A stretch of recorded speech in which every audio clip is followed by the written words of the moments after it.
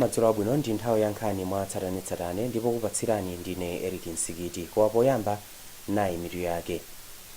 Bungwe la Malawi Network of Older Persons lati anthu achikulire okwana 26 anawapha mchaka cha 2020 pa nkhani zowaganizira kuti ndi afiti. Mtsogoleri wa mpingo wa Katolika pa dziko lonse Papa Francis wasankha Bishop George Tambala kukhala Archbishop wa Diocese ya Lilongwe. Ndipo kazembe wa dziko la Britain mdziko muno a David Bie wati msonkhano wa zanyengo wa chaka chino ndi ofunikira kwambiri. Tili ndi izi ndi nkhani zina zambiri, tatiyeni tikhale limodzi.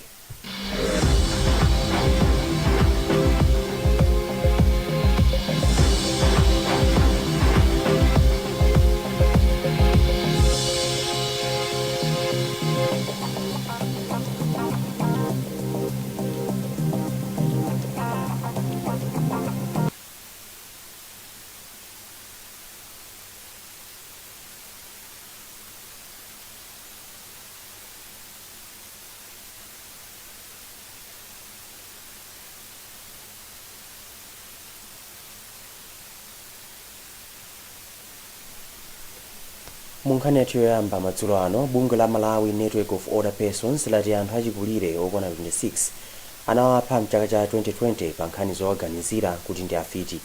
Izi zadziwika pamwambo umene mayi wa fuko lino Monica Chakwera amapereka mphatso zosiyanasiyana kwa anthu okalamba komanso amayi amasiye kwa akamwendo m'boma la Mchinji ngati mbali imodzi yokondwerera tsiku la ana kubala.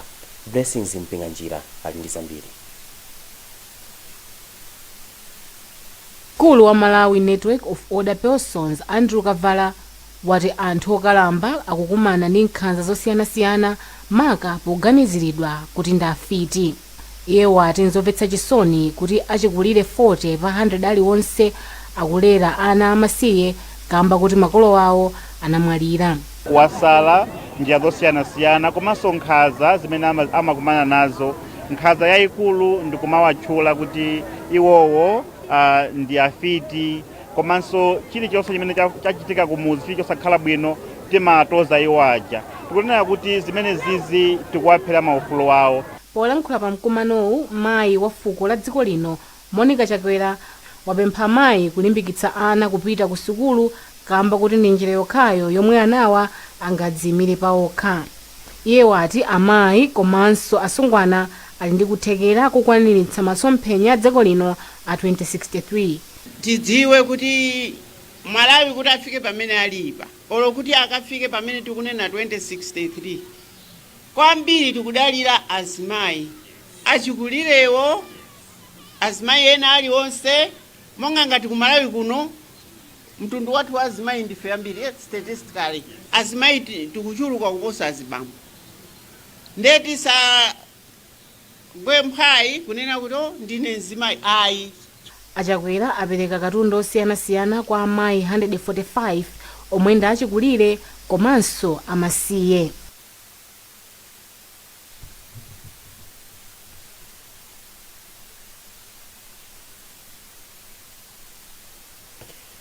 Kupitirira ndi nkhani zathu, mtsogoleri wa mpingo wa Katolika pa dziko lonse Papa Francis wasankha Bishop George Tambala kukhala Archbishop wa Diocese ya Lilongwe. Bungwe la Episcopal Conference of Malawi latsimikiza kusankhidwa kwa Atambala. Kazembe wa dziko la Britain mdziko muno David Bie wati msonkhano wa zanyengo wa chaka chino ndi ofunikira kwambiri chifukwa mayiko akuyembekezeka kuchitapo kanthu kuti achite zoyenerera zothandiza kuti nyengo yotentha kwambiri imene yavuta m'mayiko ambiri isapitirire. Bie atinso mayiko olemera ayenera kuchitapo makamaka kuyikapo ndalama zochuluka zothandizira mayiko ena monga Malawi kuti akwanitse kuthana ndi mavuto amene amabwera chifukwa cha kusintha kwa nyengo. Tili ndi zambiri pa nkhani mulipotili. Kazembe wa dziko la Britain wati msonkhano wa zanyengo wa chaka chino ndi ofunikira kwambiri chifukwa mayiko akuyembekezereka kuchitapo kanthu kuti akhazikitse ntchito zoyenerera zolimbanirana ndi kusintha kwa nyengo. Bie anawonjezeranso kuti mayiko olemera akuyenera kuyikapo ndalama zochuluka zothandiza mayiko ena monga Malawi kuti akwanitse kuthana ndi mavuto obwera chifukwa cha kusintha kwa nyengo. Nduna yoona zachilengedwe Anansi Tembo yati maiko onse pa dziko lapansi ayenera kugwirana manja kuti athane ndi mavuto omwe amabwera chifukwa cha kusintha kwa nyengo. Anthu amene akupita kumeneko aliyense wakonzekera kuti tikayike Malawi pa mapu, tikanene mavuto akuno ndi chikhulupiriro chakuti tikamagawana ndalama za climate change ifenso tizikaganiziridwa patsogolo. Msonkhano wa za nyengo uchitikira mdziko la Britain mwezi wa Mawa. Lero ndi tsiku la ana kubala, ndipo mulipoti lathu lapadera lokhudza tsikuli Thomas Kachere akuunika zakufunika kothandizana pakati pa Malawi. Ndi nthawi yomwe anthu amanyadira ndi kukumbukira anakubala. Ilitu ndi tsiku la anakubala. And this one's going to all the mothers out there.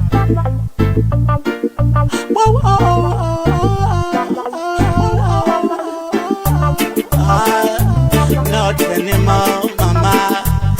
Pamene anthu akusangalala pa tsiku la anakubala, pa chikondi chomwe amakhala nacho, pali amayi ena mdziko muno omwe akuzunzika mu njira zosiyanasiyana, ena kukhala opanda owagwira dzanja.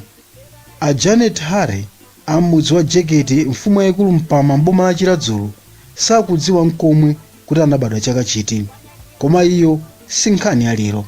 Mayiyu anatsala yekha, imfa itatenga mamuna komanso ana ake onse asanu zaka zapitazo. Iwo ati izi zikupangitsa kuti azivutika tsiku ndi tsiku, monga munthu wachikulire yemwe sangakwanitse kugwira maganyu kuti apeze chakudya. A Janet ati chomwe angapemphe kwa anthu akufuna kwabwino ndi chakudya. Pamene anthu akukondwerera tsiku la anakubala, a Janet akukumana ndi mavuto ndipo safuna nkomwe kuwakumbutsa za ana awo omwe anamwalira. Akazi anali atatu, wachitatu anali ulemala, sopano anyamata anali awiri. Basi. Anthu 5. Anamwalira onse munasanoka. Ndi mavuto ati amene mmaona kuti mukakhala tsiku ndi tsiku mumakumana nawo pakhomo pano? Mangokhala basi. Ngokhala basi ina ndikapeza kachimanga kunde kukaisa basi. Mwampezana ndi munthu wokuti afuna kuthandizeni, chinthu chimene mmachiona kuti chikhale choyambirira kuti munthu amene akuthandizeni kuti mwina mwache mukhalebe pamtendere mukapemphecha kudya basi chakudya.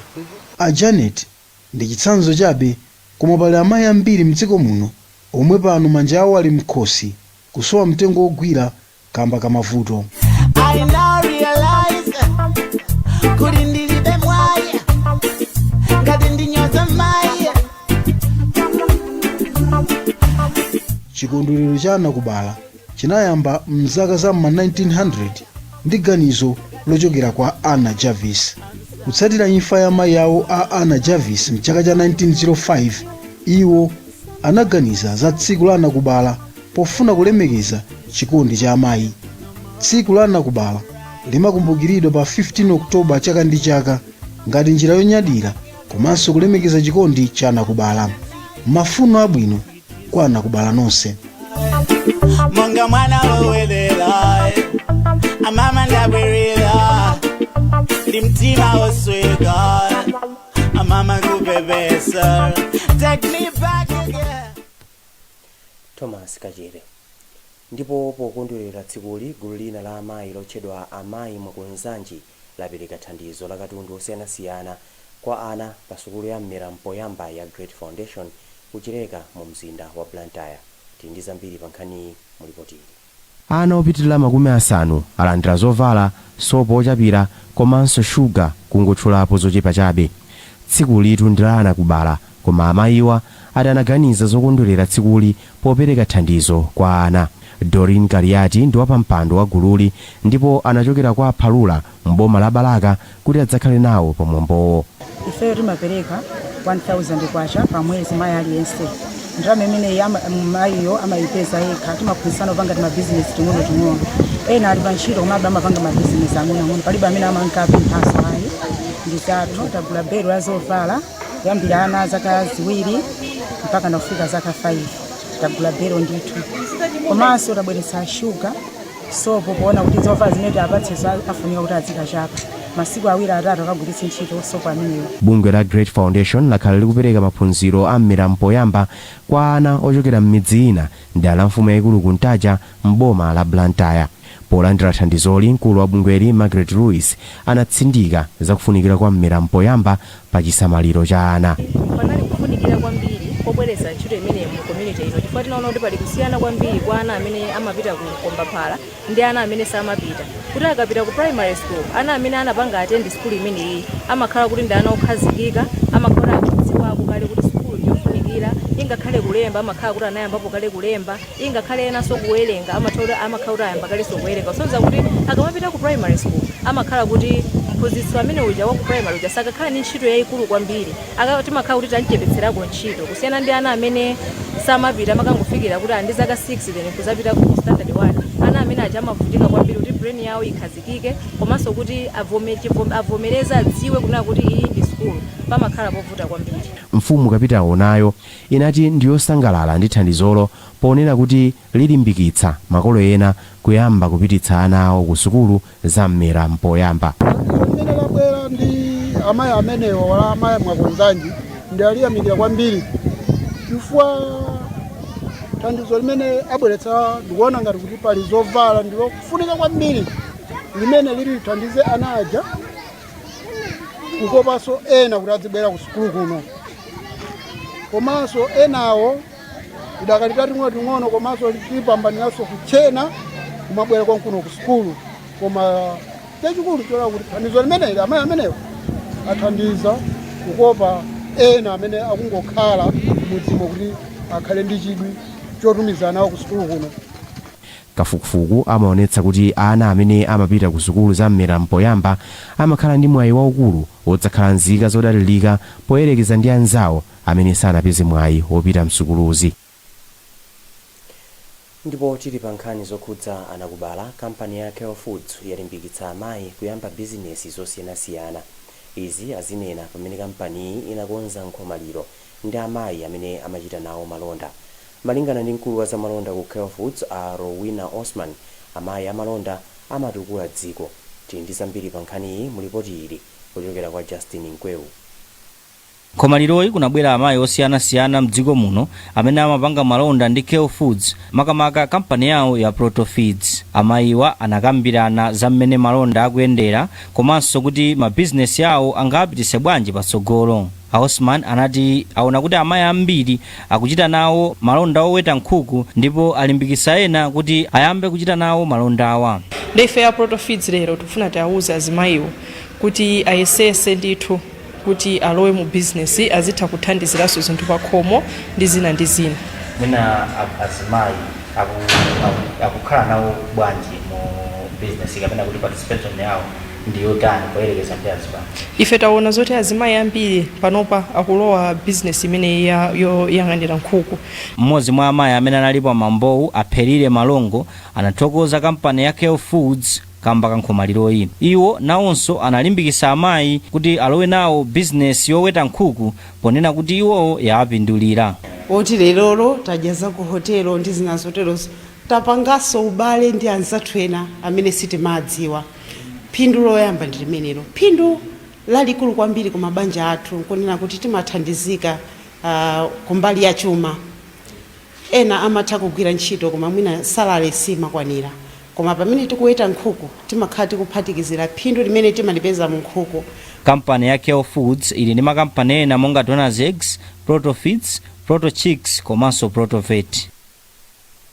Nkhani izi zikufikani kuchokera kuno ku Times Television TTV. Tibweranso ndi nkhani zina zambiri, takhalani pomwepo.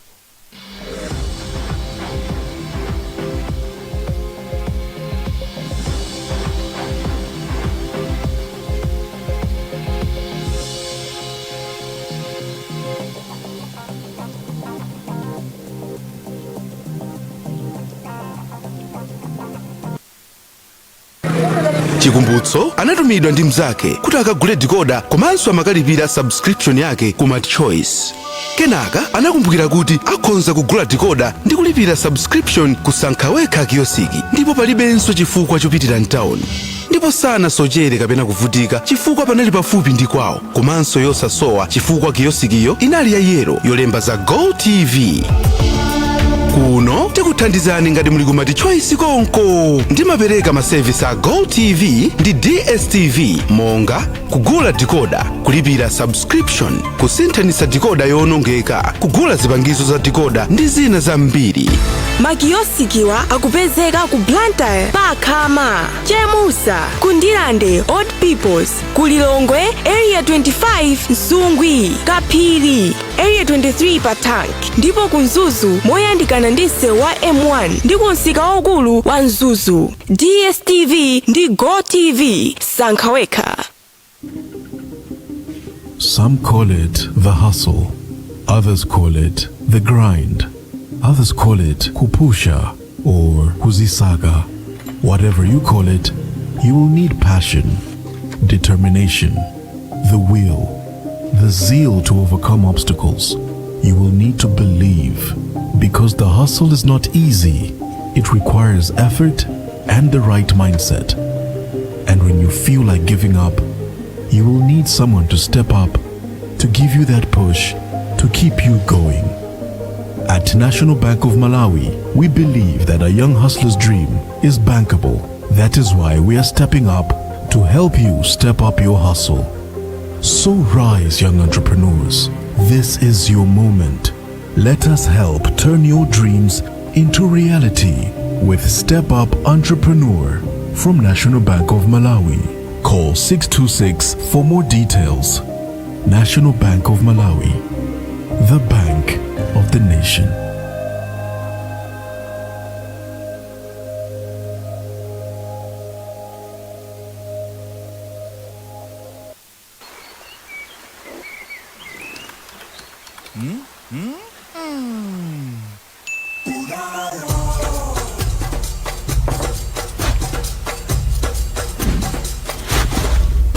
Join the marketplace for the free with no bank account entanglement.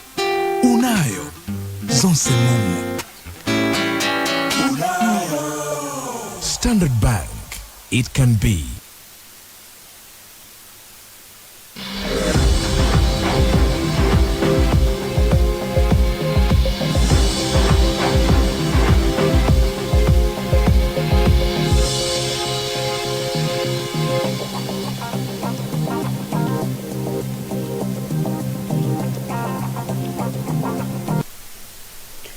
Takulandirani kupitirira ndi nkhani zathu madzulo ano. Anthu amene ali ndi ulumali osiyanasiyana okhudza kayendedwe akupitirira kukumana ndi mavuto ambiri osowa njinga komanso zipangizo zina zowathandizira mayendedwe. Isaac Salima anapita mboma la Tcholo ndipo akufotokoza za mavuto amene ena mwa anthuwa akukumana nawo kamba ka vuto la mayendedwe.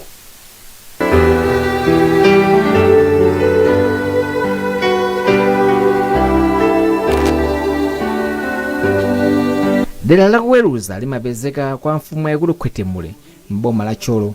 Uku ndi kumene Amalia Mzunga, Samuel Chapani, Wire Machini komanso Gerard Kim amakutcha kwawo.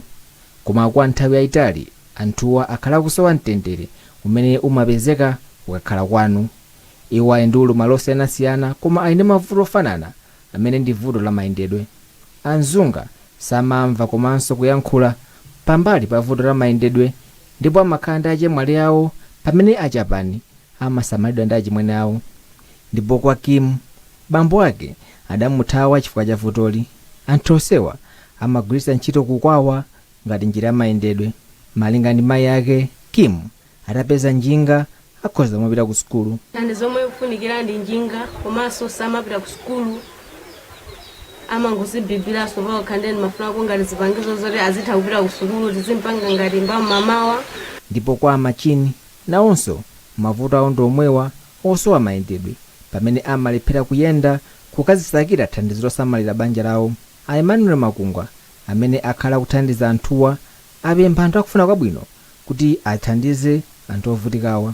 Ndipo chinthu chimene ineso ndachiona ndife naona kuti mina ntapezera njira zina mina akufuna kwabwino mina akhoza kuwathandiza kuti mina apeze zinthu zoti akhoza mapeza za moyo wa siku ndi siku. Mkulu wa bungwe loyang'anira anthu aulumali mdziko muno la Federation of Disability Organizations in Malawi, Fedoma, Simon Munde adavomerezadi kuti mavuto amayendedwe akukhuza anthuwa. Ndakulu chifukwa choti I think mukudziwa kuti kumbuyo bungwe la Malawi Against Physical Disabilities imene timati mapu inali yogwira ntchito yayikulu kwambiri mpaka ma outreach ofikira midzi ukayeza anthu olumala ziwalo ndiponso kwathandizira kupeza ma wheelchair ngati amenewa. Koma patakayi panopa I think level ya funding imakhala yowombesa chisoni kwambiri. Mtengo wa njinga imodzi ya munthu waulumali ni ndalama zokwana pafupifupi 150,000 kwacha, kusonyeza kuti ndi 600,000 kwacha. Mavuto a anthuwa akhoza kukhala mbiri yakale.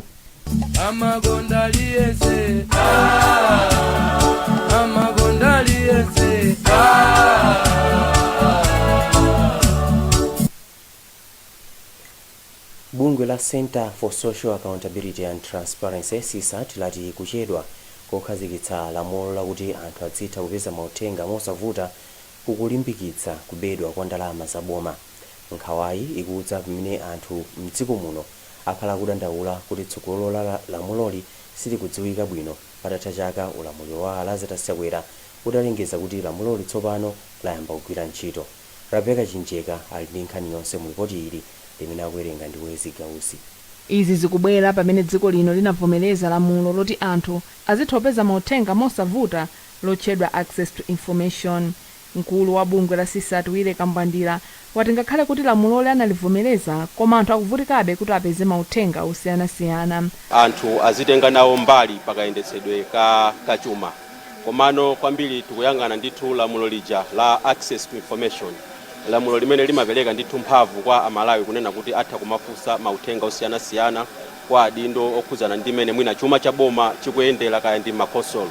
Ndipo mmodzi mwa akuluakulu a bungwe la IM Swedish Adaliso Kubalasa anena kuti ndipofunikira kuti dziko lino lipange maubale ndi anthu osiyanasiyana ndi cholinga chakuti lamuloli ligwire bwino ntchito yake. Tikuyenera kumalingalira kuti tayenda bwanji mbuyomu nanga tikuyenera kuyenda bwanji kupita mtsogolomu tiphunzirepo ndithu pali nthawi zambiri ma habits olakwika mwina amene timangoakakamira basi ngati ndili wakuboma information yakuti ndi yaine winanso asayipeze koma cholinga chenicheni chobisira information chomwina sitikuchidziwanso ngakhale amene mwina tili kuboma tilimbikitsane kuti poyika zinthu poyera komanso posachita udikirira kuti wina achite kugogoda kuti ndikufuna zakuti kumangoziyikiratu poyerapo zimene zitha kuthandiza ndithu kuti zitimangirire pamodzi ngati eni ake achitukuko.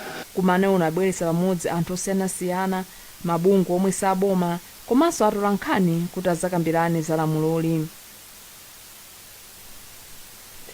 Mu nkhani zina asungwana mdziko muno awapempha kuti adzikhala ndi chidwi pa nkhani zokhudza maulendo a ndege kuti dziko lino likhale ndi chiwerengero chochuluka choyendetsa ndege a akazi. Mkulu wa bungwe la amayi oyendetsa ndege mchigawo cha ku Africa Ivana Alvarez Marshall ndiye wanena izi pamene ophunzira pa sukulu imene siyaboma ya Chisapi Sekondari adakayendera bwalo la ndege la Chireka mu mzinda wa Blantyre kukaphunzira zambiri za maulendo a ndege. Iyi idali mbali imodzi yokondwerera tsiku la mwana wamkazi pa dziko lonse lapansi. Enoch Banda ndi mmodzi mwa aphunzitsi makamaka pa sukuluyi ndipo akufotokoza zambiri.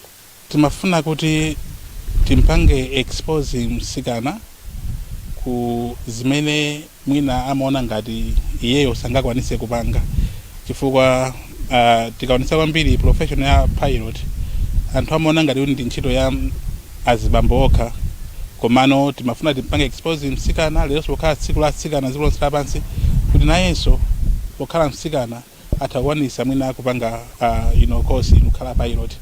Chikulepheresa kwambiri kuti atsikana azikana mbali ku zochitika ngati izi.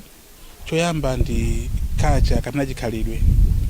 Malawi muno tinakhazika pa chinthu choti mwina msikana sangapange chinthu kuposa mwina mnyamata. So ndimafuna ndi ipange encourage kwambiri adindo makolo ndiyena onse kuti ayesese kumpanga encourage msikana chifukwa amanena kuti ukaphunzitsa mtsikana waphunzitsa mudzi.